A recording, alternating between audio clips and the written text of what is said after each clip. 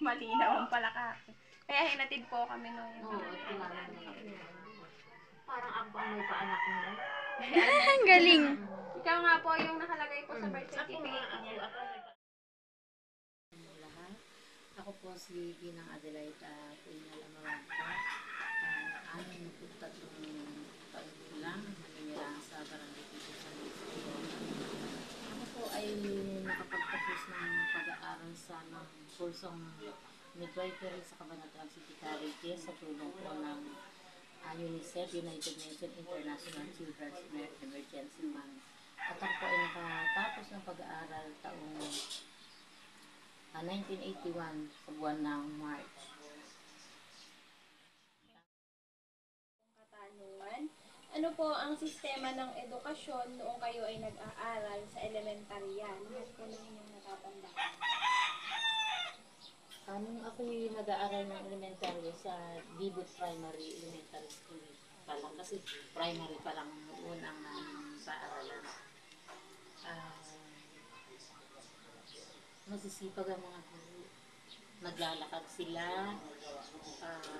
Linggo pa lang nadating na sila naglalakad para makapagturo ng mas umaga. Kahit na ang paaralan ay maliit, pero nakikita mo yung, at saka mahirap lang ang buhay ng Barangay Dibut. Nakikita mo yung pagsisikap ng mga eskwela na gusto talaga matuto. Tulad ko, maski ang binabaon ko lang ay kamote, sinikap ko makapagtapos ng pag-aaral kahit na gaano kahirap ang buhay namin. At saka,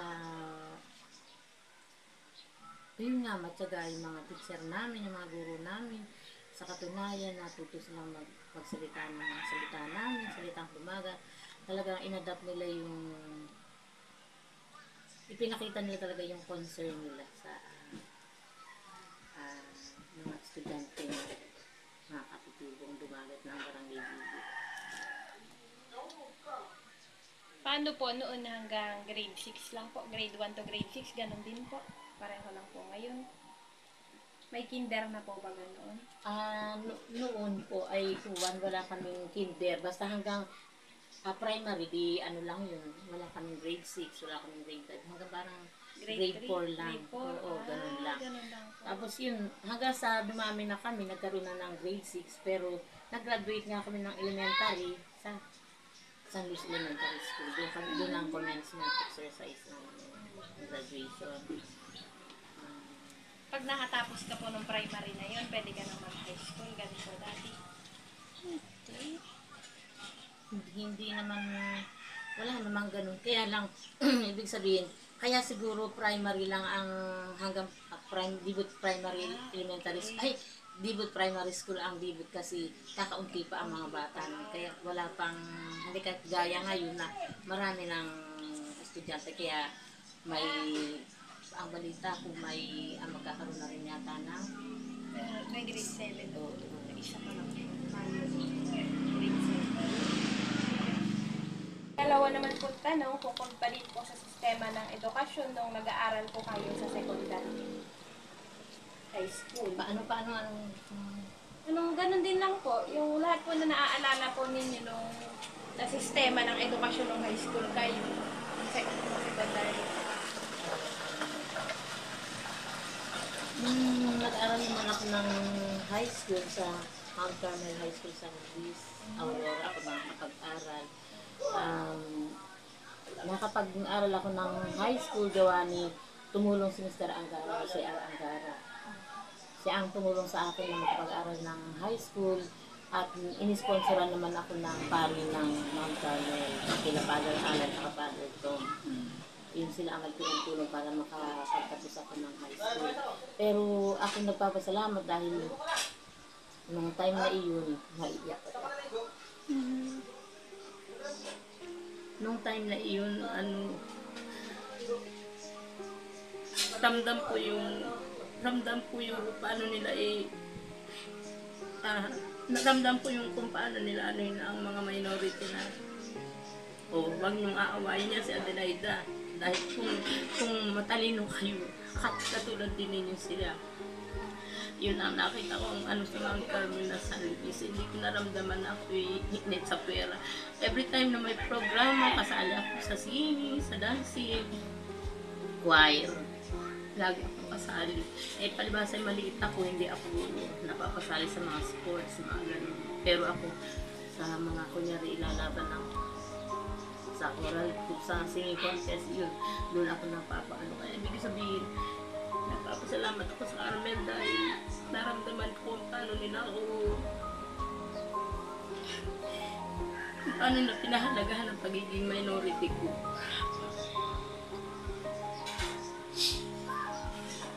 Saka, ano, sa pag-aaral,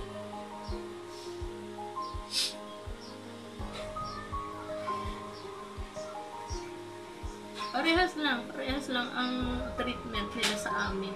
Yung mga Tagalog na bata, yung katulad kong dumagat, naramdaman ko na yung kahalagahan ko bilang isang minor. Kaya nagpapasalamat ko sa Carmel, sa mga teacher ko.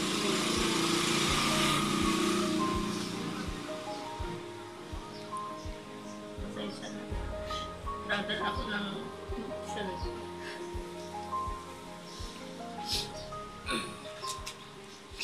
Ay, nung panahon po na yun, ang tawag na din po ba sa inyo noon na grade 7 hanggang grade 10 o first year, second year, third year, fourth First year? year, second year, third year, fourth year, wala ka naman senior. Wala po. Ganun po ang tawag. Ganun po, first year, second year, third year. Ay po ay college. College.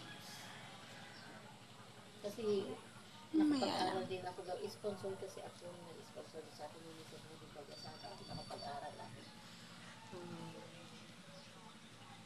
Pag-college kasi, kanya-kanyang kuwan na yan ay kinakailangan ilabas mo na rin yung kung matalino ka talagang kinakailangan ipakita mo yun para hindi ka maiwan sa klase. Okay naman, hindi na tinitingnan kung ano ba minority, diba? Kasi mostly ang kaklase ko puro minority kami kahit iskola ng UNICEF. Kaya okay naman yung standard ng pag-aaral nyo kung Cabanatuan City Colleges. Isa ang Cabanatuan City Colleges sa magandang standard ng pag-aaral. Yun nga, medyo mahigpit si Dr. Valeria pero sa amin din naman umuwi yun kasi mostly lahat kami pumasa sa Balisan.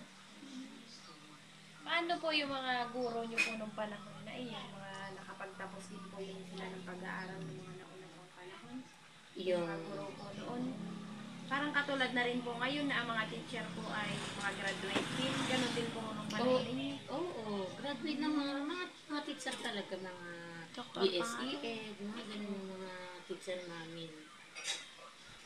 Tapos yun, yung sa Kabanatuan naman nag-aaral ako, siyempre may mga doctorate na doon, oo. Yung principal namin, doktora talaga. Yung CI namin, nurse, mga ganun. Talagang mga ano sila, professor talaga. Professor talaga. Natanong ko po kasi noong unang panahon po kasi ay mga sundalo lang po yung mga nagtuturo ay lalo po nung panahon na sinakop tayo ng mga dayuhan. Kaya tinanong ko po sa inyo Ang mga nag-aral, talaga ang mga teacher namin. Paano po yung pag-aaral nyo nung midwifery? 4 na taon na rin po katulad ngayon? 2 o years. dalawa lang? 2 years. Yung pag-aaral. Ano po yun, may kasama pong mga, nung nag-midwifery po kayo, puro, ang pinag-aralan nyo na lang po talaga puro sa pag-midwife o may mga subject din po May kayo? subject din kami. May English, history, ano kami, may math din. Siyempre, magko-compute ka ng mga meds, yung mga ganun. Dextrose, kukomputin mo kung paano ka magbibigay ng dextrose sa isang pasyente. Kino-compute yun talaga. Kaya may math kami, may history, may English, Filipino. Para ano din kami, kaya lang more on duty kami, nag-duty kami. Nag-aaral kami at the same time nag-duty kami sa mga hospital. PJG, Sabitas. Naman po yung mga asignaturang nakapaloob noon sa curriculum.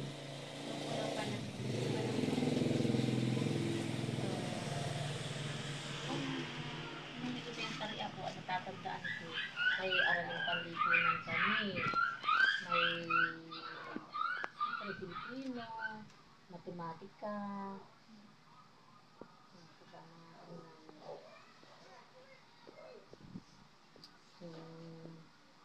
homeroom.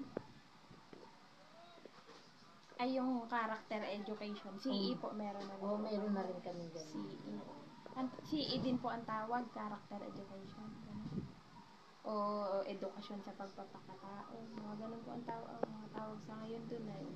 Parang dun sa isa. CE po, Oo. character education. Ay, ano po noon, paano po kayo tinuturuan ng mga guro? Dahil, syempre, mga, ano po tayo, mga tribong dumaga. Ano pong salita ang ginagamit po nila sa inyong pagtuturo? Tagalog na po o yung sarili pong wika natin? Tagalog. Tagalog ang ano nila sa amin. Pagtuturo. Ay, nung secondary po kayo, ano po maaalala yung mga asignatura? Mga subject nung secondary? Nung high school ako, siyempre ano pa rin Pilipino, yung English, history, pero may elective kami public speaking at saka Spanish. Yun ang aming subject dati. Dinidisiplina ng mga guro ang mga mag-aaral noong inyong panahon.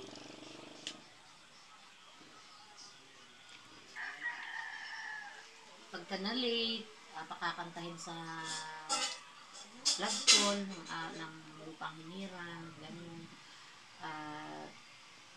Minsan pagka talagang matigas ang ulo ng isang bata, patatayin dun sa isang gilid saka pag-iispat.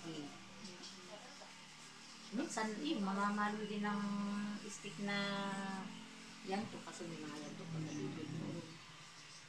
O mga ganyan.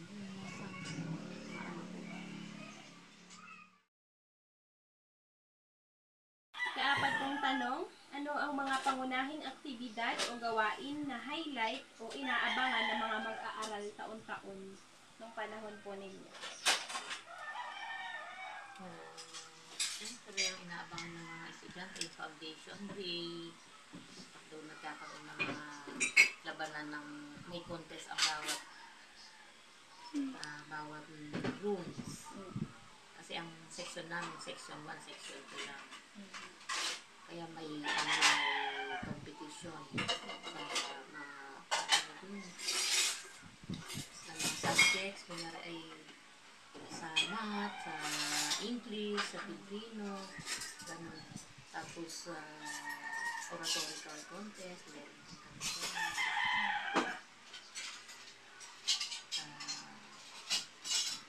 pagandahan ng lahat na yun, pagandahan ng kunyari may mga tubo-tubo kasi bawat year, bawat section, pag may may competition dito yun sa gardening,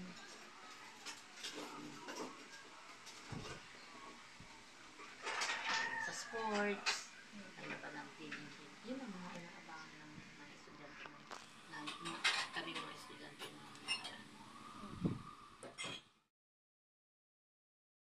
Sa tingin po ninyo yung mga pagbabago po ng sistema po ng edukasyon noon at ngayon, ano po yung mga pagbabago at yung mga pinag-iba po ng sistema? Siyempre ngayon napakalaki ng pagbabago kasi ang technology. Yun ang isang napakalaki ng pagbabago na makikita mo na mismo doon sa katulad ngayon, di ba ka, may mga computer na magagamit ng mga estudyante. Unlike before na walang ganun, talagang puro paliwanag lang ng teacher, sa libro mo lang makikita yung ito yung mga kailangan natin, na ganun. Hindi kagaya ngayon na makikita mo sa social media na talaga. Yun ang malaking pagkakaiba ng May follow-up po akong tanong. Kasi po ngayon ay nagtuturo na po sa elementarya ng mother tongue, MTBL-ME, ang tinuturo po ng mga guro sa unang taon, sa grade 1 po hanggang grade 3, ang ginagamit po ay yung mga wika pong katutubo sa pagtuturo. Kung kayo po ang tatanungin, sang-ayon po ba kayo na sa ganun pong edad ng bata, ang una pong gamitin ng guro ay yung sariling sinusong wika ng bata o yung wika po na natutuhan niya mula po nung pagkabata po niya, mula po nung pinalaki po siya ng mga magulang. Sang-ayon po kayo doon? Para sa akin po, hindi ako sang-ayon. Kasi kinakailangan talaga kung paano ka magsalita ng dialect mo, dapat alam mo rin magsalita ng ng kunyari Tagalog, ganun, o kaya ka nga papasok sa school ay para marami ka matutunan na salita, hindi lang yung mismong salita lang ninyo. Sa inyo pong palagay, ano pa po ang mas maaari po natin gawin upang mas mapaunlad po at mas mapaganda pa po yung kalidad ng edukasyon natin ngayon dito sa Pilipinas?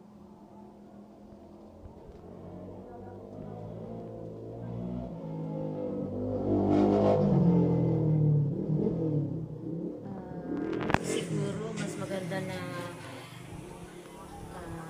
kinakailangan alam ng magulang kung anong responsibilidad nila sa kanilang mga anak, kung paano ang kahalagahan ng pag-aaral, at ganoon din kinakailangan malaman din ng mga teacher ano yung tungkulin nila na nakaatang sa kanila, na hindi parang hindi walang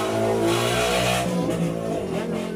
At kailangan kaagapan rin nila ang barangay, pamunuan ng barangay upang mas lalong maging maayos ang edukasyon, lalong higit na ang siyempre munisipyo, andun yung agapay nila, ang tulong nila. Ang ibig sabihin, kinakailangang magkaroon ng pagtutulong-tulong ang bawat pamunuan kasama ang mga magulang para magabayan nila ng maayos ang mga bata. Ate, maraming salamat po sa panahon po na binigay po ninyo sa amin. Malaking tulong po ito para sa aming proyekto na gagawin sa task po na ibinigay po sa amin ng aming